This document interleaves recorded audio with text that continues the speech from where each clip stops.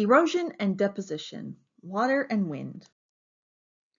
Remember that weather materials often transported away from its source in a process called erosion. The biggest agent of erosion is water, and then there is wind, and then there's glaciers. Now, moving water is the major agent of erosion, and this has shaped Earth's land surfaces over millions of years. Some water comes from rain, some water goes down into the ground, eventually loosening and picking up soil particles with it. The moving water carrying particles that move across the land is called a runoff. And because of gravity, runoff and the materials that it contains moves downhill, forming tiny grooves in the soil, which eventually form larger channels called streams. A stream will form a channel along which water can continually flow down a slope, and it generally does not dry up. Some people also call these creeks or brooks.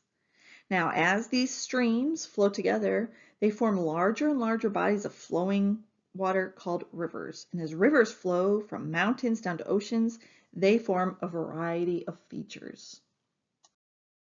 One of the most breathtaking features formed by a river is a waterfall. And a waterfall is when a river meets an area of rock that is very hard, but there's soft rock underneath that hard rock. So when the water hits it, the falls develop where that softer rock is removed or broken off, creating a very sharp drop. Now, below waterfalls are usually areas called rapids, which are turbulent waters rushing over rocks. But if you continue to follow that river lower down its course of the mountain, it usually flows out over gently sloping land, forming a wide river valley.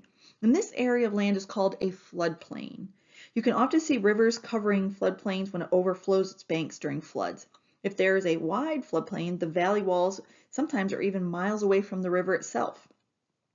Now, erosion often forms what are called meanders and oxbow lakes, where a river winds across these floodplains.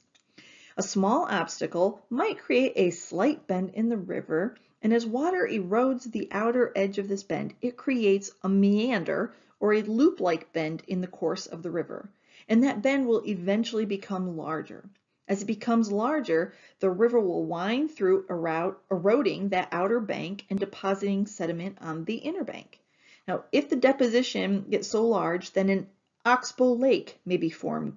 And then during the flood, this river might break off and it might take a new course, leaving the oxbow lake to remain. Now, rivers end as it flows into a still body of water, such as an ocean or a lake. And because there is no gravity pushing sediments downhill anymore, these sediments usually are deposited where the river flows into the ocean or lake, building up a landform called a delta. Now look at this illustration pointing out all the different landforms that rivers create. Can you determine which features are results of erosion and which are features resulting from deposition?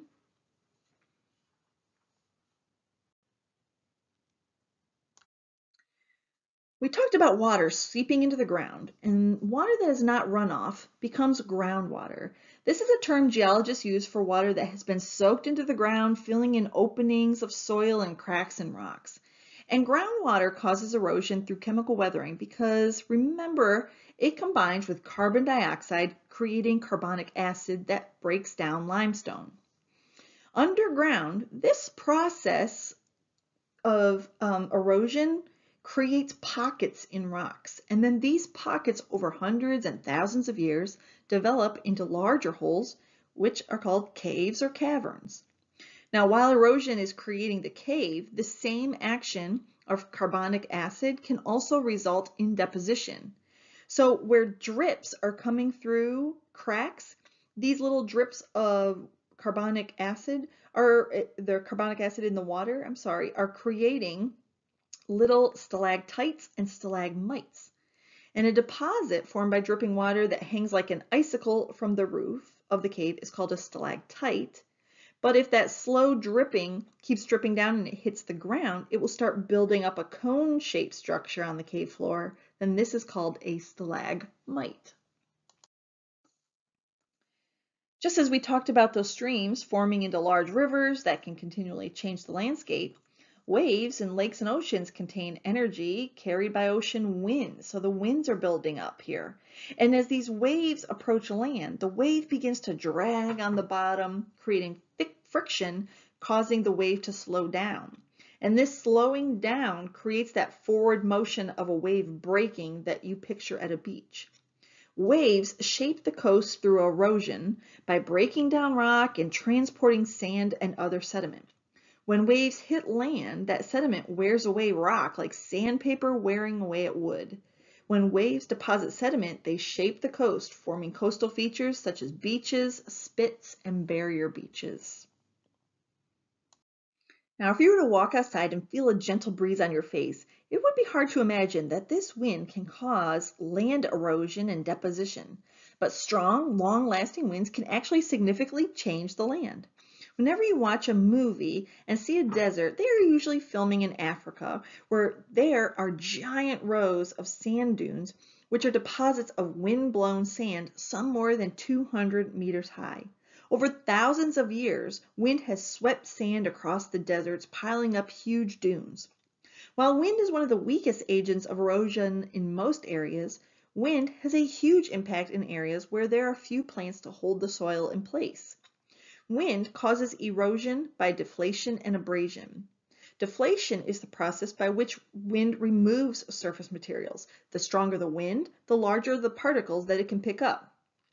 Abrasion by wind carries rocks and sand and actually can polish rocks, and it can cause erosion. You might have felt how abrasive sand can be if you were ever at a sandy beach on a very windy day and feel the sting of sand hitting you.